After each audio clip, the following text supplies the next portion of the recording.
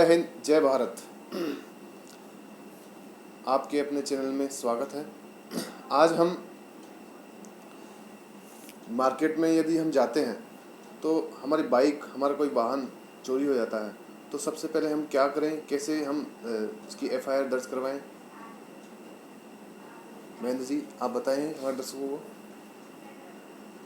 Law adviser YouTube channel में आप सब दर्शकों को और इनकी टीम को मैं हार्दिक अभिनंदन करता हूँ। दर्शकों, जैसा कि राजकुमार जी शर्मा पत्रकार साहब बता रहे थे कि जैसे किसी की गाड़ी चोरी हो गई तो उसको क्या करना चाहिए। राजकुमार जी, सबसे पहले मैं ये चाहता हूँ कि जो अपने लॉ एडवाइज़र दर्शक हैं वो सक्षम बन जाए, पुलिस स्टेशन में अपनी पैरवी खुद करें। उसके लिए लगातार हमारे यूट्यूब चैनल से जुड़े रहें और आपको किसी तरह की समस्या हो आप हमारे को कमेंट बॉक्स में करें और सब्सक्राइब करें और बेल आइकॉन बटन दबाएं, जिससे हमारी टीम को प्रोत्साहित होती रहे और आपको लगातार हमारी अच्छी वीडियो, अच्छी जानकारी आपको मिलती रहे। अब इस क्रम को आगे बढ़ाते हैं। आपकी गाड़ी चोरी हो गई, अब आपको क्या करना है। सबसे पहले एक एप्लीकेशन लिखनी है, उसके अंदर आपको उस गाड़ी के बारे में पूरी डिटेल लिखनी है, घटना का स्थल लिखना है और आपने गाड़ी कहाँ पे रखी उसकी डिटेल लिख के सेवा में श्रीमान थाना अधिकारी महोदय जी, उसके बाद में आपको अपनी पूरी घटना लिख देनी। घटना लिखने के बाद में आप अपना नाम, पता, उम्र, जाति और ऑफिशियल एड्रेस और मोबाइल नंबर लिख करके एक एप्लीकेशन तैयार कर लेंगे। अब आपकी एप्लीकेशन तैयार हो गई। तैयार होने के बाद में आपको उसकी एक फ़ोटोकॉपी करानी है। फ़ोटोकॉपी कराने के बाद में आपके पास अब 2 पेपर हो गए, उन पे साइन नहीं करना है आपको। फ़ोटोकॉपी करने के बाद में राजकुमार जी, जो जिस एप्लीकेशन के ऊपर आप साइन करते हो ना, जिस पे ब्लू कलर के इंक से साइन होती है, वो दोनों ओरिजिनल हो जाती है। तो एक फ़ोटोकॉपी आपको पुलिस स्टेशन में देनी है कि सर हमारी ऐसी सो प्रॉब्लम हो गई, हमारी गाड़ी चोरी हो गई है, सर क्या करें। तो पुलिस क्या करती है, सबसे पहले सोचती है कि आजू बाजू गली में आप ढूंढो गाड़ी। तो आप गाड़ी ढूंढो, उसको पुलिस भी ढूंढेगी, आप भी ढूंढेगी। तो 12 घंटा 24 घंटा पुलिस मांगती है। पुलिस स्टेशन में आपको तुरंत जाने से ये फ़ायदा होता है कि जैसे कि आपकी बाइक है, किसी टेररिस्ट ने उठा ली हो, किसी अक्यूज़ ने उठा ली हो, किसी क्रिमिनल्स ने उठा ली हो और वो उस बाइक से कोई क्राइम कर दे और बाइक छोड़ के वहाँ से भाग जाए राजकुमार जी, तो क्या होगा, उसके अंदर जो बाइक का ओनर है, पुलिस उसको पार्टी बना लेगी, फिर वो मुसीबत में फंस जाएगा। तो उसके लिए एप्लीकेशन देने के बाद में आप उस चीज़ से क्लियर हो जाते हो कि आपकी गाड़ी चोरी हो चुकी है जी। अब पुलिस 10 घंटा 12 घंटा 24 घंटे के बाद में वापस आपको पुलिस को संपर्क करना है। संपर्क करने के बाद में आपको ये तैयारी रखनी है, एक तो गाड़ी का आपका जो डॉक्यूमेंट्स होते हैं आरटीओ से, जो आपके रजिस्टर्ड डॉक्यूमेंट्स होते हैं, जैसे गाड़ी की आरसी बुक है, जैसे गाड़ी का इंश्योरेंस है, जैसे गाड़ी का टैक्स टोकन है। 2 व्हीलर है तो ये चीज़ें होती है, और आपके पास 4 व्हीलर है तो गाड़ी का परमिट है। और आपकी गाड़ी जैसे समझ लो टी बोर्ड की है, गाड़ी 2 तरह की होती है, एक होती है येलो बोर्ड, एक होती है राजकुमारी वाइट बोर्ड। येलो बोर्ड चलती है टूरिस्ट में, वाइट बोर्ड चलती है प्राइवेट। गाड़ी कोई भी चोरी हो उससे कोई फ़र्क नहीं पड़ता है, आपको डॉक्यूमेंट्स सब रखने हैं। वैसे मोस्टली मेरे हिसाब से मैं ये यूट्यूब चैनल के माध्यम से जनता को जागरूक करना चाहता हूँ, आपकी जब भी इंश्योरेंस ख़त्म हो उससे 5-7 दिन पहले इंश्योरेंस कराओ।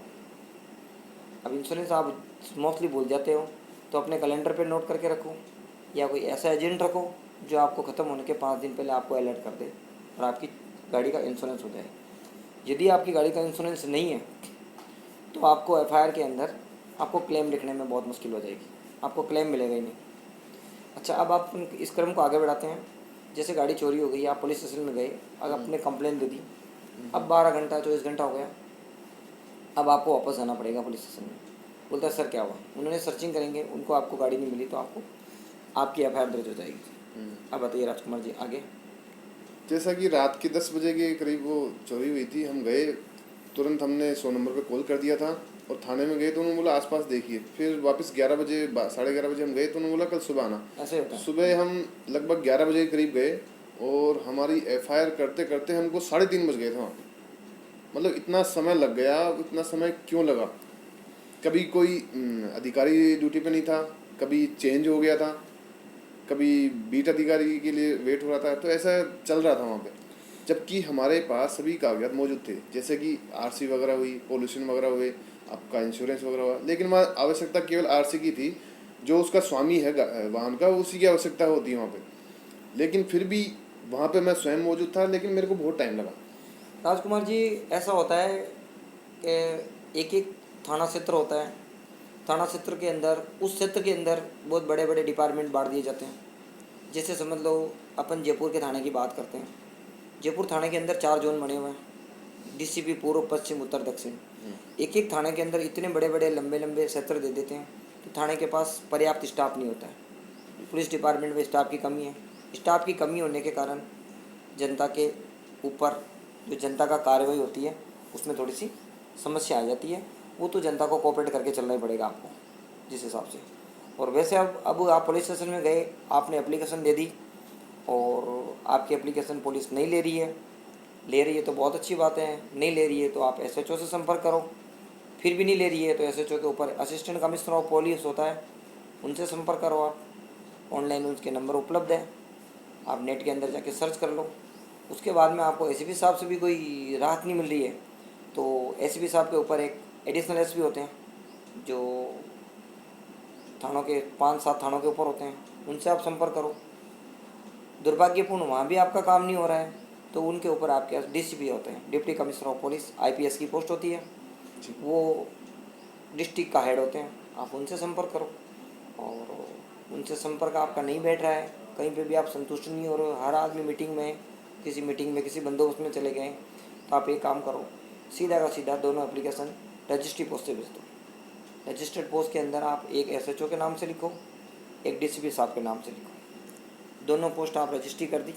रजिस्ट्री होने के बाद में आपको 2-4 दिन, 5 दिन, लगभग 7 दिन तक इंतज़ार करो। इंतज़ार करने के बाद में एक दूसरी एप्लीकेशन और लिखो आप। उसी एप्लीकेशन के ऊपर स्मरण पत्र डाल दो और उसी एप्लीकेशन को वापस 2 जगह पोस्ट कर दो।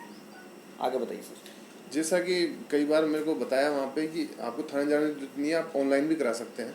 लेकिन ऑनलाइन जब ई मित्र वगैरह इनसे करेंगे तो आपसे अधिक पैसा लेने की कोशिश करेंगे। जहाँ तक है, मेरा 100 रुपये तक का मेरे को बोल दिया, 100 रुपये लेंगे और लैंग्वेज भी वो लिख देंगे, सब कुछ वो लिख देंगे। लेकिन उससे भी वो घूम फिर के थाने में ही आएगी, आप डायरेक्ट जाके थाने में दे सकते हो। मेरे पास एक बिल्कुल वाइट पन्ने पे मैंने एफआईआर अपनी शिकायत दर्ज कराई कि मेरी चोरी हो गई। उसके पीछे आरसी थी और एक मेरी कोई आईडी थी, जैसे ड्राइविंग लाइसेंस हुआ, वोटर आईडी हुआ। ये केवल 3 ही मेरे पास कागज़ थे और मैंने वहाँ कर दी थी। लेकिन वहाँ पे अधिकारी के अभाव में बहुत टाइम लग रहा था। जैसा कि आपने बताया, बहुत व्यवस्था रहती है, बहुत कांस्टेबल की बहुत से दायित्व होते हैं जो अलग अलग क्षेत्रों में जाते रहते हैं। लेकिन अभी भी लगभग 7-8 महीने हो गए हैं, लेकिन अभी तक मेरे को गाड़ी का पता नहीं लगा। उसके लिए क्या करें? देखो राजकुमार जी, समस्या बहुत है। गाड़ी चोरी हो गई आपकी तो अक्सर क्या होता है, ये गाड़ियों का एक बार बार अपने न्यूज़पेपर में पढ़ने को मिलता है, ये गिरोह होता है। ये गाड़ी क्या करते हैं, गिरोह वाले चोरी कर लेते हैं, चोरी करके जाके वो चोरी बाज़ार में गाड़ी को खोल करके बेच देते हैं। तो फिर आपकी गाड़ी मिलना बहुत मुश्किल है, कभी कभार मिल भी जाती है। तो मेरे हिसाब से आपको क्या करना चाहिए, आपको इंश्योरेंस के पेपर एकदम पक्के रखना चाहिए। इंश्योरेंस के पेपर, गाड़ी के कागजात आपके पक्के होंगे तो आपको 99% आपको इंश्योरेंस मिलने की संभावना होती है। और आपके इंश्योरेंस के पेपर नहीं है तो फिर वो एफआईआर आपको सिर्फ, जैसे कोई टेररिस्ट है, कोई अक्यूज्ड है, कोई क्रिमिनल्स है, उसको यूज़ नहीं कर ले, वो मात्र एक कागज़ बन के रह जाएगी। ठीक है, धन्यवाद। आपको पता लग गया कि कैसे गाड़ी चोरी होगी और कैसे हम उसका पता कर पाएंगे, कैसे हम उसकी रिपोर्ट करा पाएंगे। जय हिंद, जय भारत, धन्यवाद।